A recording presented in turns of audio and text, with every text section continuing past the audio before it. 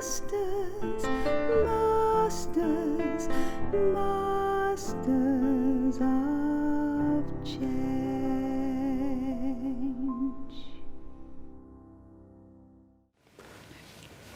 Hello there. Welcome to Masters of Change. My name is Kim Corneo and I'm the head of music at the Australian National University. And I'm here with my good friend Charlie Hogg, and we're having spiritual discussions together. Welcome again, Charlie. Thank you, Kim. Lovely to be here. Well, Charlie, in our last episode, we opened up a really big topic. I mean, it's so big that I'm going, wow, which is beliefs. And we covered something quite profound in our last discussion. And, you know, I think it is very important to all of us, this fear of death, that at some level we need to believe in the eternal. So could I ask you to start by just recapping about this integral belief before we look at some of the more day-to-day parts of our beliefs? Yes, Kim, it was a really fascinating discussion because I think we were really saying that the foundation of so many false beliefs is that I'm a temporary body. And really from the moment we're born, even though our religion that we may follow, our religious practice says you're a soul or a spirit, we still are taught, indoctrinated with the belief I'm a temporary body. And that seems to be a seed of so many false beliefs that we create in our life. The more false beliefs, the more I feel stressed, anxious, disconnected, unhappy, because I invest in this belief as reality, but actually it's not reality. And I think what I enjoyed from our discussion is that when we sort of let go these beliefs, we let go a lot of the negativity in our life when we dismantle, but they're very deep. That's they're entrenched in our perception, shall I say. Yes, and one thing you spoke beautifully of is that we can suppress these things, but inevitably they come out. Yeah. So at some point in the journey of life, we have to confront our beliefs. And this is, you know, you've spoken many times to us about the fact that life is a drama. Could you speak a little bit more about that? You know, this is something which it really is in my heart that, you know, we're often brought up with the idea everything's random, it just happens. But actually, when you really look at life, I'm an eternal soul, you're an eternal soul, you're in your body, I'm in my body. There's 7.8 billion actors, we're all on the world stage. Even I can see the sun, the moon and stars are the lights of the stage. We're all on the theatre, you know, we're in this theatre of life. And when I start to sort of see it like that, it just gives me a whole different perception that sometimes I think we get intensely serious about the smallest of things. You know, often, Kim, I ask myself, if a little thing has influenced me, I really ask myself the question, what's really important in life? Because the really important things, that often we neglect them, and a little tiny scene in this drama disturbs me so much, and I take so much sorrow from it. And if you really look at it, that's my lack of wisdom. It's revealing my lack of wisdom. You know, once I told you once I studied Greek history, and Socrates or someone once said that wisdom is the supreme art of happiness, that the ultimate wisdom in life is to be happy, which I absolutely love. Then what is unhappiness? Is that the ultimate ignorance? And I feel that whenever I feel unhappy, it's a little sign that somewhere I lack wisdom, somewhere I'm holding on to a false belief about myself or about the reality of life. Because if I have the right wisdom, I will be happy. Charlie, very inspiring to me, this answer, because it leads us to today's episode so beautifully, which is a simple question. Why do we almost know better about this now. Why do we want to get so many things into our lives? What is the void inside that we're trying to fill by having more things? The newer phone, the newer car, the 3 cars, the 5 cars, the 3 houses, or whatever it is, or the 6 frying pans. Why are we constantly trying to cover up with material accomplishments?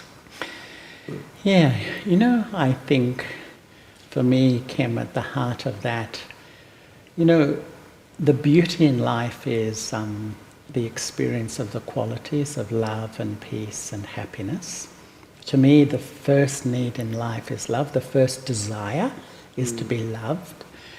If that desire is not fulfilled, then a whole lot of limited desires emerge. The desire for you to respect me, the desire for power, the desire for control, the desire for the 6 fry pans you just talked about. Actually, all I need is 1 to cook my breakfast every day, but I'll accumulate 6. And I think many of us know, if we've moved houses and we find a whole room full of things that, we've spent a lot of money on, we've just never used for a long time.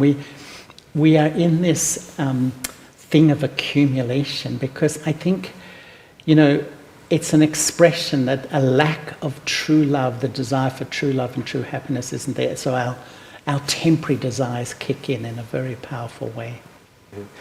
Charlie, I think this is a profound teaching that, it's like all of us, on some level, we're not completely full because part of being born into a body in the world we're in, which is a difficult world, isn't it? It is that we will suffer, and it takes an incredible effort to be transcended in every step of the day.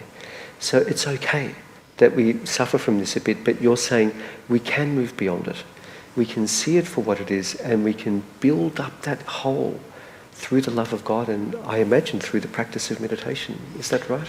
It really is, Kim, isn't it? Because I think that when I make a decision that I really want to not just believe in something but practice a spirituality, a part of that is really experiencing God's love. And I find that when I don't just believe it, I taste it, I feel it, I experience it in life.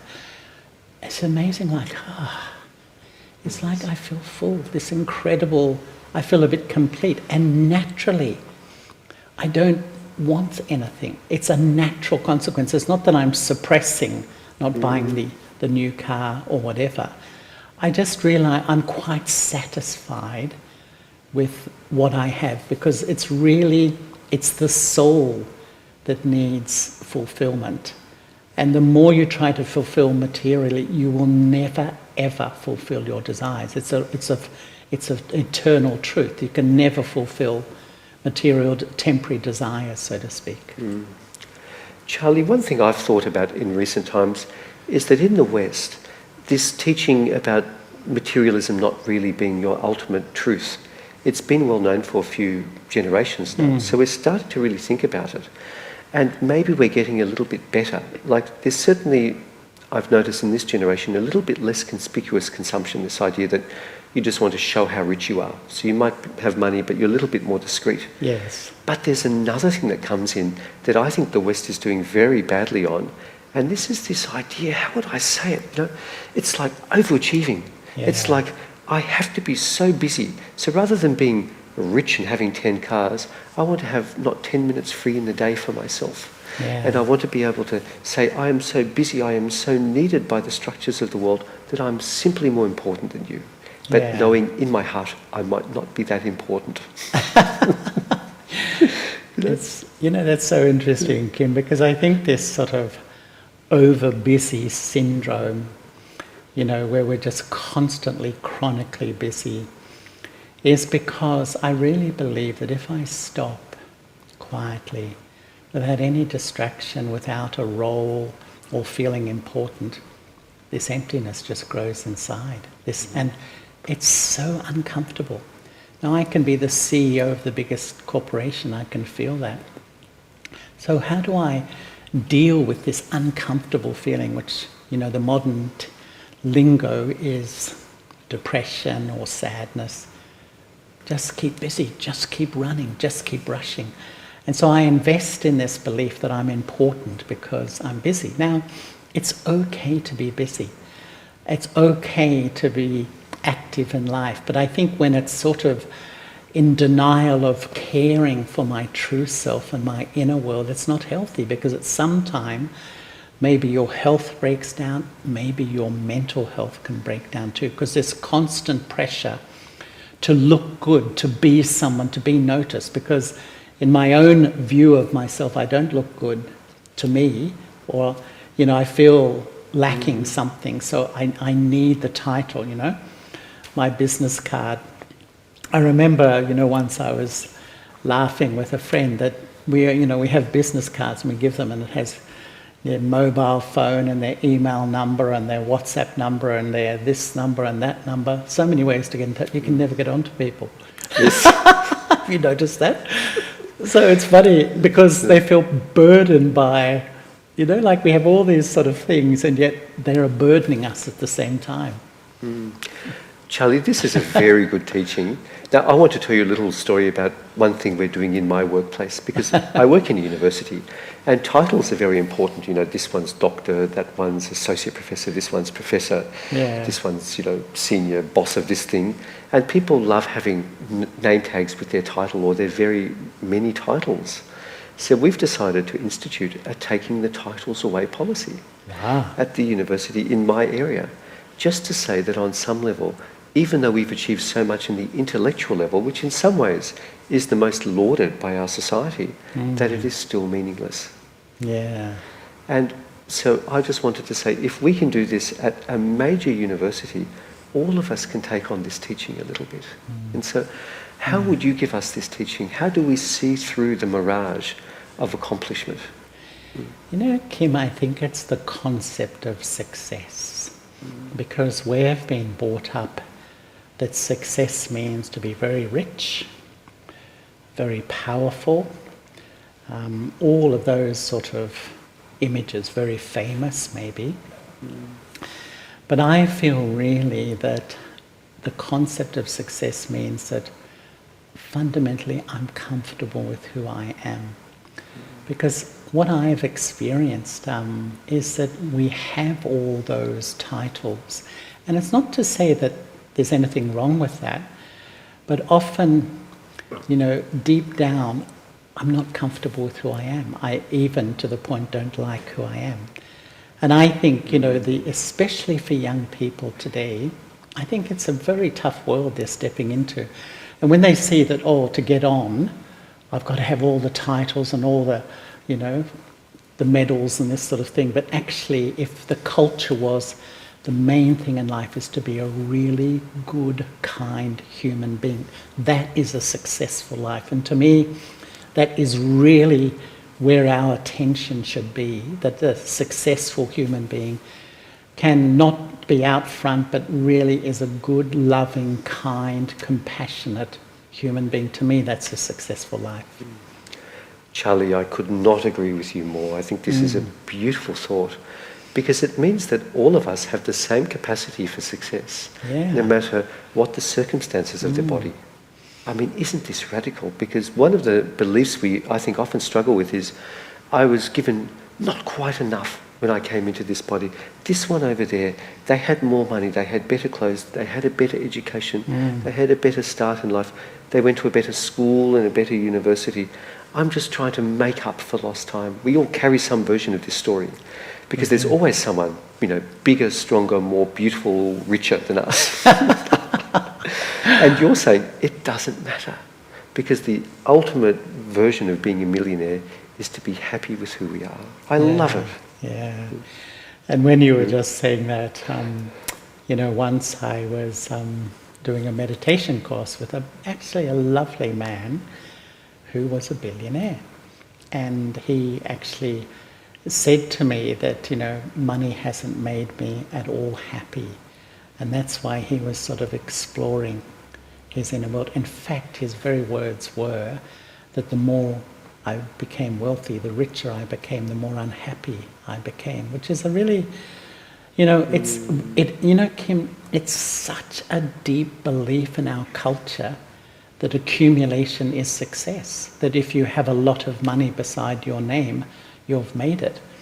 And yet, I often feel, in our last episode, we're talking about death, we have all the titles, we have all the fame, we have all the money. In 1 second, the soul will travel and we leave all that behind. What do I take forward?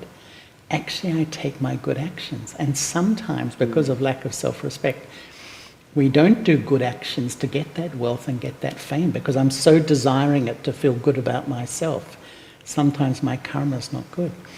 But I think when you do good action, you live by your truth, you feel comfortable about the person you are. You really feel comfortable.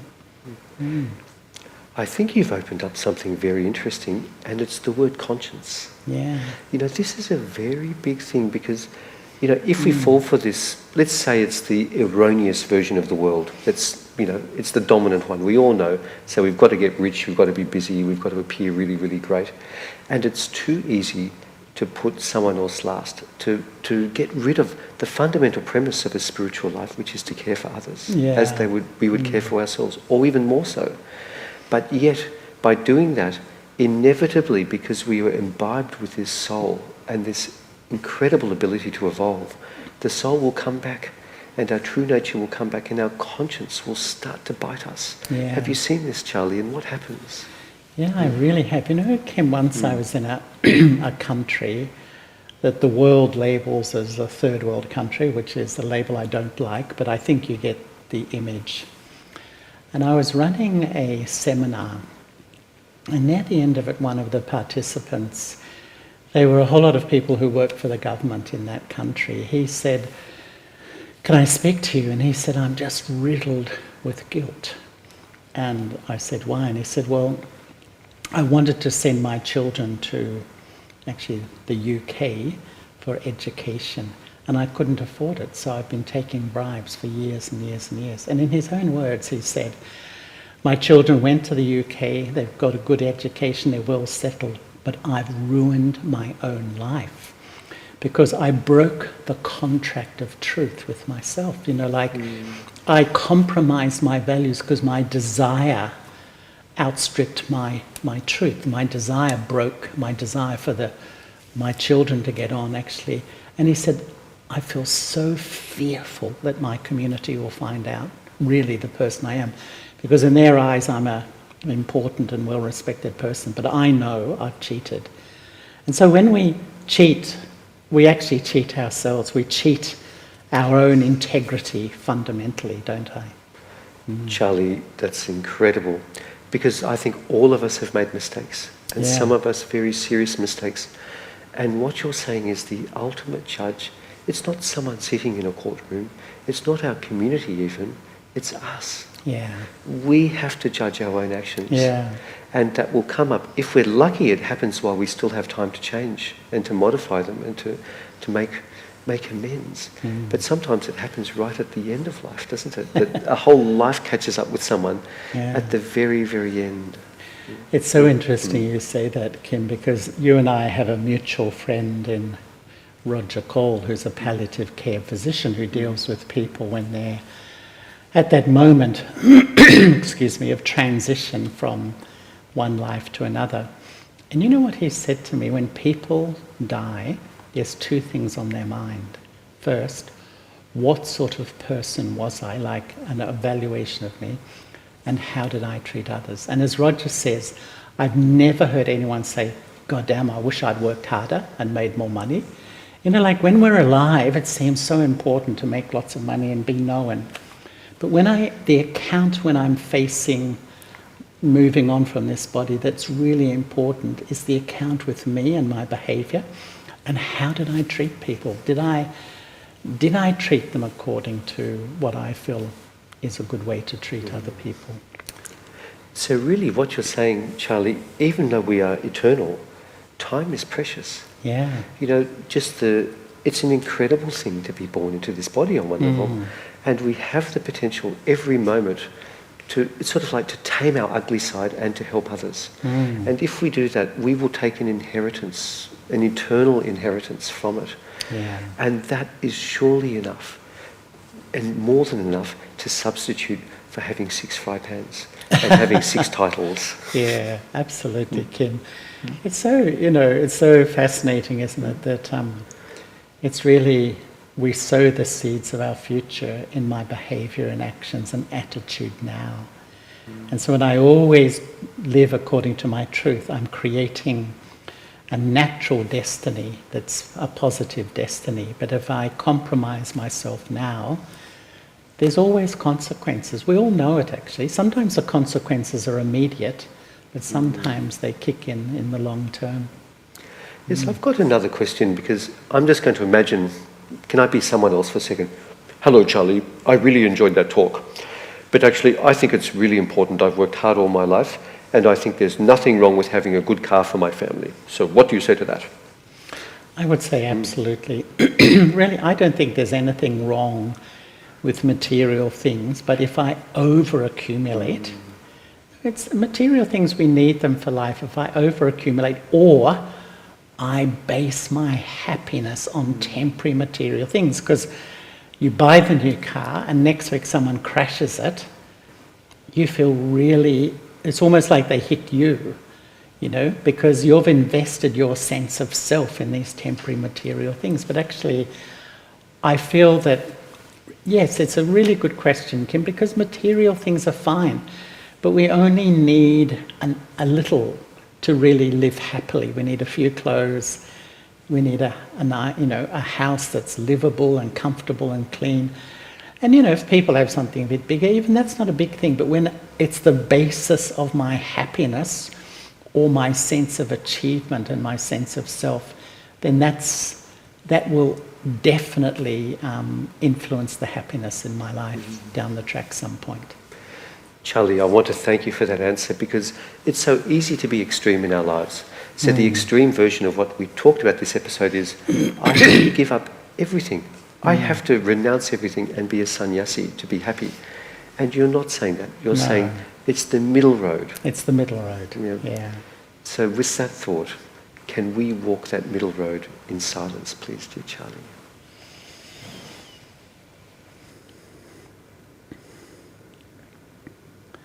For the next few minutes, let me bring all my attention to the quality of my thoughts, knowing that the quality of my life depends on the quality of thoughts I create.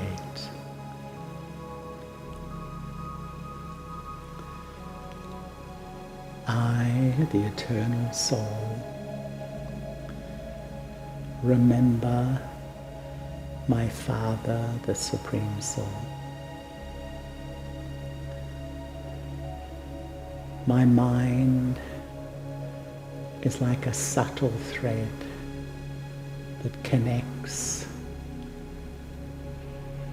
with my beloved, an ocean of love.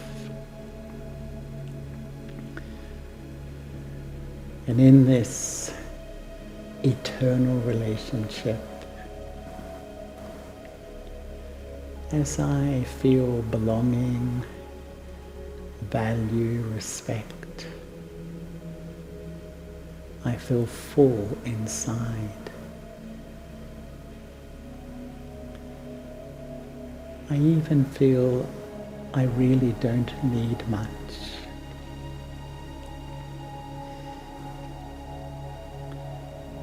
I don't really need praise or respect or even a title. I may have a title, but I'm not attached to it.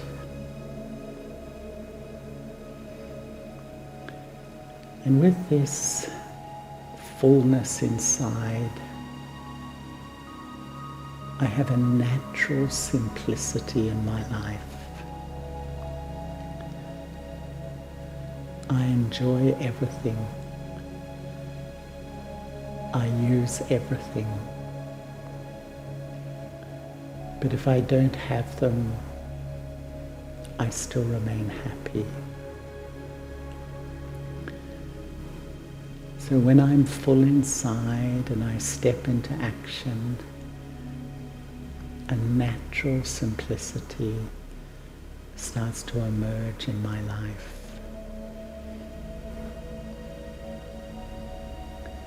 My whole concept of success begins to change.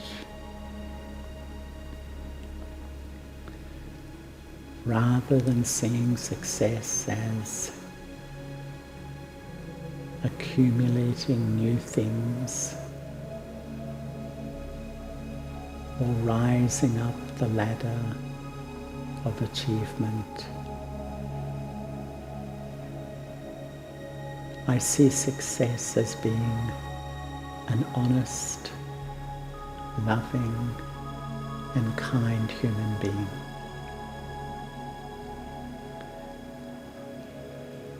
I will use material things, but I remain light if they are not there.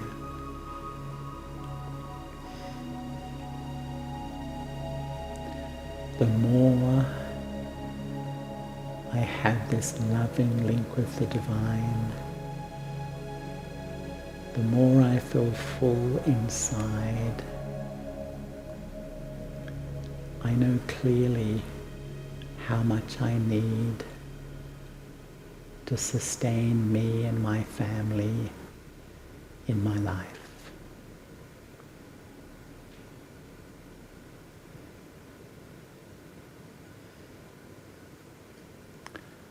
Om Shanti.